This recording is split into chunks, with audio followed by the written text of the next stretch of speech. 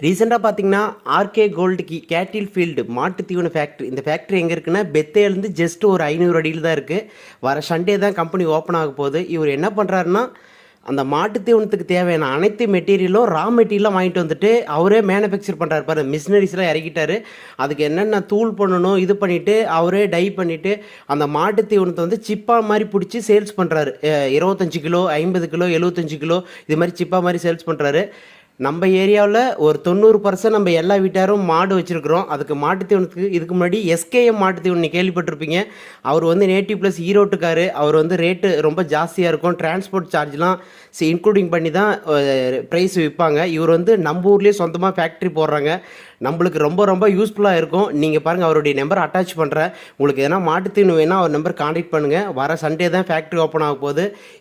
இந்த ஃபேக்ட்ரி எங்கே இருக்குன்னா பெத்தேலேருந்து ஜஸ்ட் ஒரு 500 அடியில் தான் இந்த கம்பெனி இருக்குது. ஆர்கே